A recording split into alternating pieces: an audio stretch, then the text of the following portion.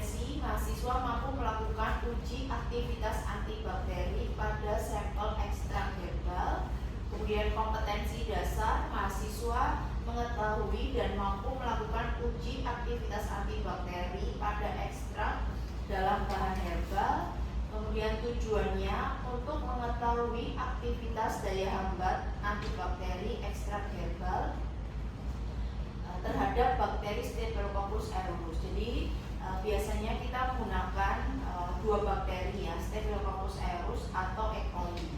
Ya, di mana ekstraknya kalian menggunakan herbal apa? Temulawak semua.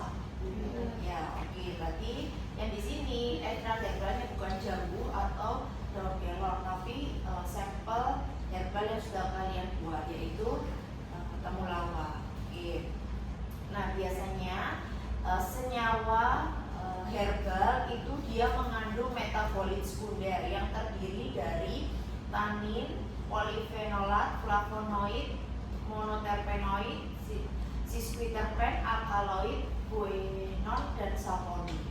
Nah, metabolit sekunder ini yang berperan dalam menghambat pertumbuhan bakteri. Jadi antibakteri atau antimikroba adalah suatu bahan yang dapat menghambat pertumbuhan bakteri, di mana komponennya itu adalah dari flavonoid, tanin, saponin. Jadi kalau ada komponen flavonoid, saponin, tanin, alkaloid, monoterpenoid, dia pasti akan menghambat pertumbuhan bakteri. Karena apa? Karena flavonoid itu dia mampu merusak dinding sel bakteri. Kemudian saponin dia mampu merusak protein yang ada di bakteri. Alkaloid, terpenoid biasanya dia mampu merusak materi genetik DNA, RNA yang ada di dalam bakteri. Di mana bakteri yang kita gunakan itu adalah bakteri Staphylococcus aureus sebagai zat antimikroba. Kayak misalnya air pasti dia tidak memiliki aktivitas antibakteri karena dia tidak mengandung bahan aktif flavonoid, tanin, saponin, dan seterusnya. Oke.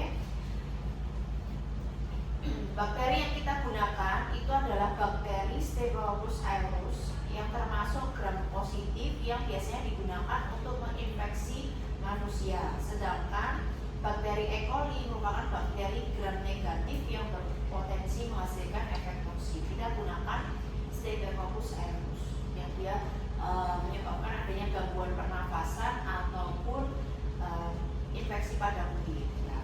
Bakteri patogen ya, dilakukan uji antibakteri. Mungkin kalian sudah belajar di mikrobiologi bakteriologi.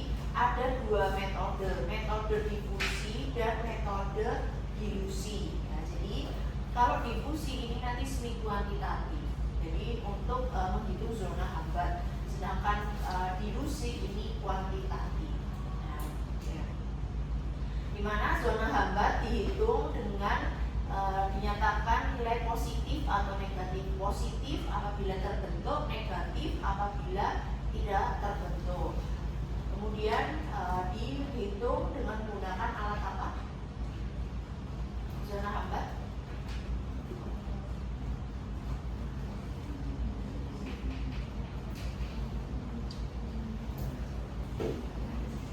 Apa?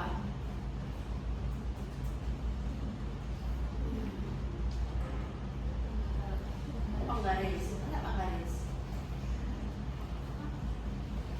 Apa? Habis kuliah terus dilupakan apa? Pasti ya sudah pernah diajari. Nanti hitungnya pakai apa?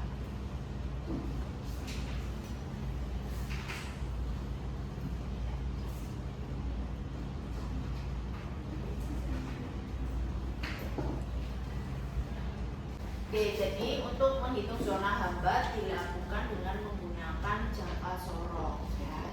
Nah, nanti dibandingkan dengan tabel klasifikasi respon hambat bakteri menurut Greenwood tahun 1995. Jika diameter zona hambat lebih dari 20 mm berarti kategori kuat. Kalau 16 sampai 20 mm kategori sedang, sedangkan 10 sampai 15 mm kategori lemah. Kurang dari 10 mm berarti tidak terdapat aktivitas antibakteri.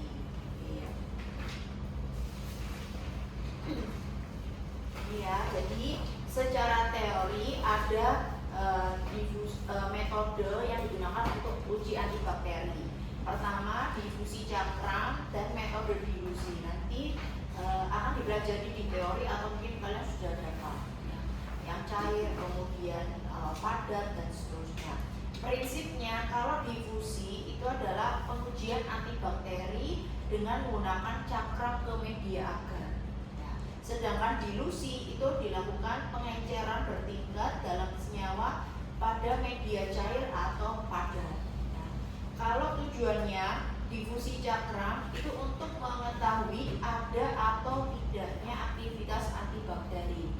Metode ini biasanya hanya digunakan untuk screening. Sedangkan untuk dilusi menentukan kadar hambat minimum MIC, minimum inhibition concentration atau KHM. Hasil utama kalau difusi cakram dalam bentuk diameter zona hambat yang dihitung menggunakan jangka sorong, satuannya dalam milimeter. Sedangkan dilusi hasilnya adalah nilai MIC atau konsentrasi terendah yang dapat menghambat. Jadi kalau kalian mau ngambil bakteri, mikrobiologi, kalian mau menentukan apa dulu? Kalau hanya screening cukup difusi. Tapi kalau misalnya kalian mau menentukan nilai MIC ya difusi. Dimana kalau difusi itu cenderung kualitatif dan semi kuantitatif. Tadi kualitatif kalau terbentuk zona hambat positif, kalau dia tidak terbentuk zona hambat negatif. Nah, nilainya bisa diukur dengan jangka sorong tadi dibandingkan dengan tabel. Kalau dia lebih dari 20 mm ya kategorinya kuat. Kalau misalnya tidak terbentuk zona hambat ya otomatis 0. Ya. Ini kualitatif, positif, negatif, terbentuk atau tidak terbentuk zona hambat, dan semi kuantitatif dihitung menggunakan jangka sorong. Tapi kalau dilusi pasti kuantitatif. Media yang digunakan agar biasanya MHA, Muller Hinton agar. Kalau dilusi cair, broth atau agar padat. Teknik bisa disk atau kertas cakram yang berisi sampel yang diletakkan di permukaan media. Sedangkan dilusi sampel diencerkan, ya tadi kan pengenceran, diletakkan dalam tabung atau flat. Parameter yang diukur untuk difusi zona bening ya di sekitar cakram saya tentukan.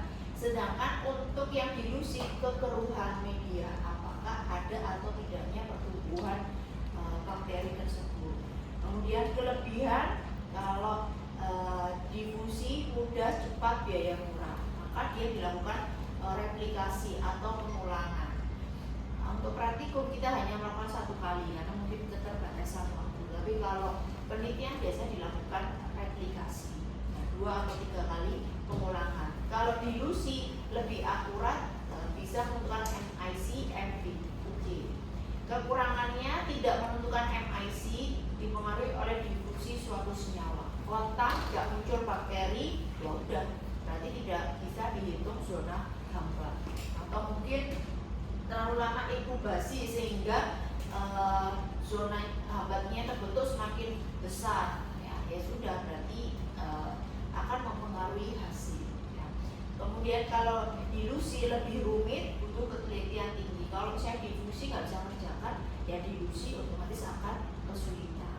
Kesesuaian ya tadi sudah saya sampaikan, biasanya hanya screening. Tujuannya adalah screening untuk melihat apakah ada aktivitas antibakteri atau tidak. Tapi kalau dilusi, penelitian lebih lanjut untuk efektivitas konsentrasi atau dosis.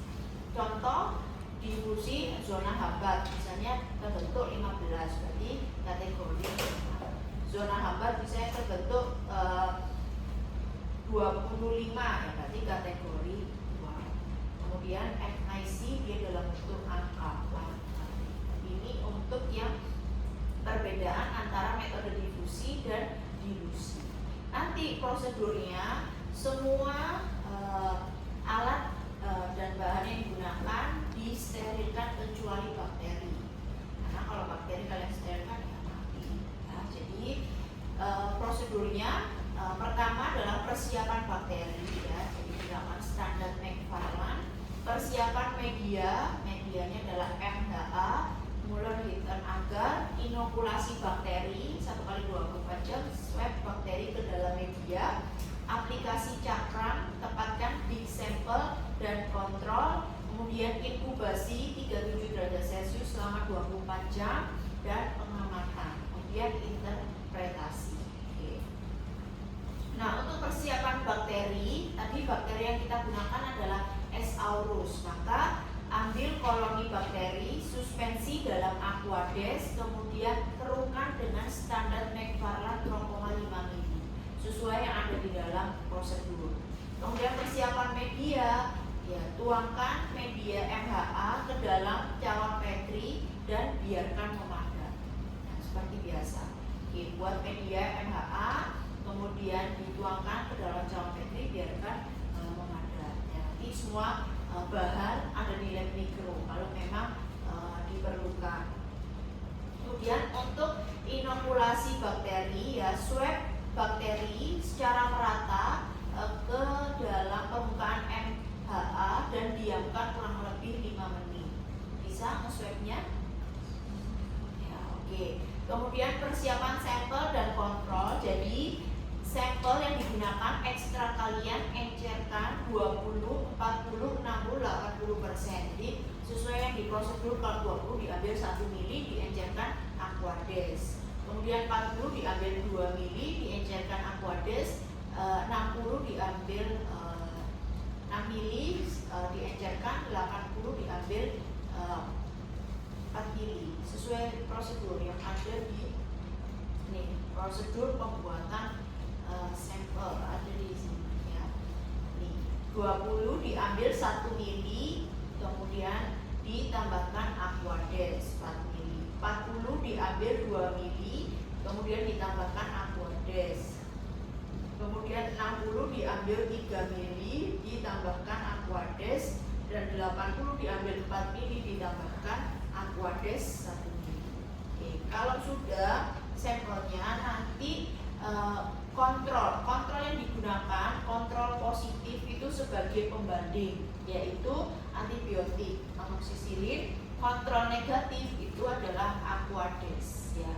Jadi nanti kontrol antibiotik yang dalam bentuk dis, jadi kalian nggak perlu encerkan. Kemudian aplikasi cakram, ya, letakkan cakram ke permukaan media tadi yang sudah diinokulasi bakteri, kemudian masukkan dan inkubasi 37 derajat Celcius selama 24 jam. Kemudian esoknya amati zona bening yang terbentuk dan hitung dengan menggunakan jangka sorong. Ya, kalau misalnya zona bening terbentuk berarti ada aktivitas bakteri yang terhambat sehingga dia berperan sebagai antibakteri. Kalau tidak ada zona bening, ya resistensi atau tidak pengaruh. Semakin besar zona hambat, semakin kuat aktivitasnya. Ya, sesuai dengan tabel yang ada di sini. Kalau semakin besar, ya berarti semakin kuat. Seharusnya konsentrasi 20, 40, 60, 80, mana yang aktivitasnya paling kuat? Konsentrasi berapa? 80. Ya, tuh. Oke.